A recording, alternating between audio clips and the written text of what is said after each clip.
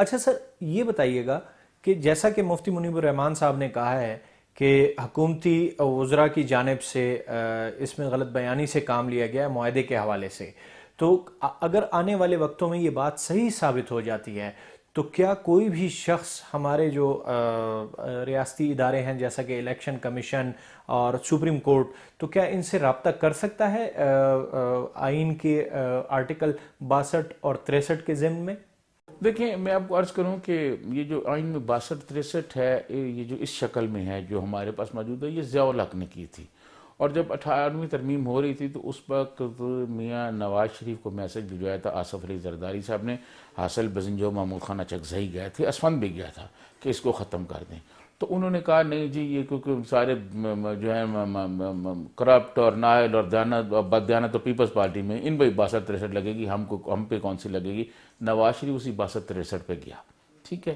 تو یہ جو 62-63 ہے، اگر یہ دیکھا جائے اور شیخ رشید صاحب جس طرح کی باتیں کرتے رہے ہیں ماضی میں 62-63 کے حوالے سے، تو ان کو تو خود یہ تسلیم کر لینا چاہیے اور ریزائن کر دینا چاہیے، اور اگر وہ نہیں کریں گے تو یقیناً کوئی نہ کوئی آدمی سپریم کورٹ میں جائے گا۔ لیکن یہاں ہمارے ہاں جو عدالتیں ہیں، ان عدالتوں کے بارے میں یہ انصاف کے منظر جتنے ہیں، ان انصاف کے منظروں کے بارے میں میری تو ایک رائے ہے کہ یہ بھی حکمران کی آنکھ کی گرمی کو دیکھ کے فیصلہ کرتے ہیں۔ اگر حکمران کی آنکھ کی گرمی جو ہے وہ ہوئی تو شیخ رشید کے خلاف فیصلہ آ جائے گا، ورنہ یا تو آپ کو یاد ہو ماضی میں جو لوگ سٹے لیتے ہیں اور 5-5 سال ان کے گزر جاتے ہیں، وہ چیف منسٹر بھی رہتے ہیں، کسی کو کوئی پوچھنے والے نہیں ہوتا، اور یوسف رضا گیلانی کو بلا کے نائل کر دیا جاتا ہے، نواز شریف کو بلا کے نائل کر دیا جاتا ہے۔ 31 اکتوبر کو جو حکومتی وزراء اور مفتی منیب الرحمان صاحب نے جو پریس کانفرنس کی تھی معاملات طے پانے کے بعد، اس میں شاہ محمود قریشی صاحب نے پوری قوم کو بڑے فخر سے مبارکباد دی تھی کہ یہ معاملات طے پا گئے ہیں، تو کیا آپ کیا سمجھتے ہیں کہ کیا واقعی قوم اتنے کرائسس کے بعد، اتنے سب کچھ کے بعد مبارکباد کی مستحق ہے؟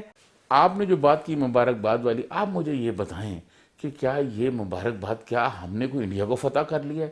ہم نے کوئی کشمیر فتح کر لیا ہے؟ کیا ایک چھوٹا سا گروپ جو ہے، ایک مطلب جو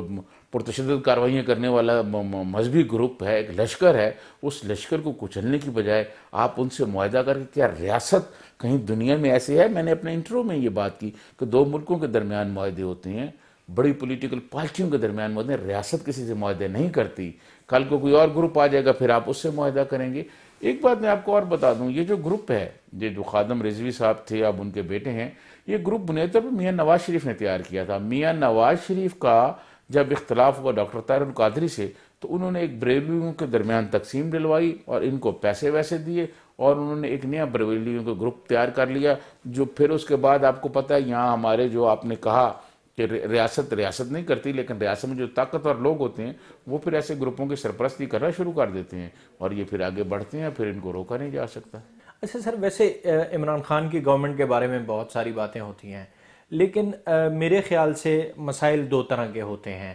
ایک مسائل تو قدرتی آفات ہم ان کو کہتے ہیں جو اللہ کی طرف سے ہوتے ہیں، اور ایک خود ساختہ ہوتے ہیں۔ آپ کی نظر میں عمران خان کی حکومت کو کس قسم کے مسائل سے زیادہ خطرہ ہے؟ دیکھیں، یہ جو آپ نے قدرتی مسائل کی بات کی اور خود ساختہ کی بات کی، میں آپ کو ماضی سے بتاؤں گا کہ ہم ماضی سے سیکھتے ہیں۔ ذوالفقار علی بھٹو کو جب یہ ملک ملا تھا تو ملک ٹوٹا ہوا تھا، ہمارے پاس تو یہ پن لگانے کے لیے پیپر بھی نہیں تھا، پن بھی نہیں تھی، اور لوگ جو ہے مختلف کانٹوں سے وہ کاغذوں کو جوڑا کرتے تھے۔ ذوالفقار علی بھٹو نے ملک کو وہاں سے اٹھایا اور ملک کو ایک سطح پر لے کے، اور جب ملک کی پوری دنیا میں کوئی حیثیت بننے لگی، وہ ہمارے پاس کوئی پیسے آنے لگے، کوئی معاملات بہتر ہونے لگے، تو پھر شب خون مار دیا گیا۔ عمران خان بنیادی طور پر ایک کرکٹ کھیلنے والا آدمی ہے، انہوں نے یا کرکٹ کھیلی ہے یا کرکٹ پر جوا لگایا ہے، ان کو اس بات کی سمجھ ہی نہیں ہے۔ دیکھیں، آپ بہت اچھے طریقے سے یتیم خانے چلا سکتے ہیں، آپ بہت اچھے سے جو ہے پناہ گاہیں چلا سکتے ہیں، یتیم خانے چلانے میں اور حکومت چلانے میں فرق ہوتا ہے۔ ذوالفقار علی بھٹو کی پہلے 140 دن کی حکومت دیکھیں، انہوں نے ملک کی بنیادی پالیسیاں تبدیل کر دیں، ان کے 3 سال گزر گئے، ابھی تک ان کو سمجھ ہی نہیں آ پا رہی کہ ہم کیا کریں گے۔ آپ ریاست مدینہ بنانے جا رہے ہیں، مجھے بتائیں کہ ریاست مدینہ والی کوئی بات ان کو نظر آتی ہے؟ ریاست مدینہ میں کوئی حکمران ایسا تھا کوئی جھوٹ بولتا ہو جس کے بارے میں مولوی کہہ دے کہ جی اس نے تو یہ بات کہی نہیں، یہ تو مطالبے میں تھی نہیں، جو شیخ رشید یہاں چیخ چیخ کے کہتے رہے؟ میں سمجھتا ہوں شیخ رشید صاحب کو تو ریزائن کر دینا چاہیے تھا، جو کچھ ان کے بارے میں کہا گیا اور جتنی وہ باتیں کرتے تھے ان کے پلے اب کچھ نہیں رہا۔ لیکن یہاں بڑے بڑے میں نے لوگ دیکھے ہیں، یہ شیخ رشید صاحب بھی اگلے کوئی اور 2-4 دن میں نیا ایشو آ جائے گا، وہ لوگ قوم اس میں گم ہو جائے گی، یہ بھول جائیں گے۔ تو بنیادی طور پر ہماری جو ریاست ہے اس کو سوچنا چاہیے کہ کیا جو 70 سال سے وہ کرتے آ رہے ہیں یہ فارمولہ آگے بھی چلے گا، یہ ہم تبدیل کرنا پڑے گا، اور اگر ہم تبدیل نہیں کریں گے تو دنیا پھر جو ہے وہ ہمارے خلاف کھڑی ہو جائے گی۔ جیسے آپ نے دیکھا ایف اے ٹی ایف میں ہمارے ساتھ کیا ہو رہا ہے،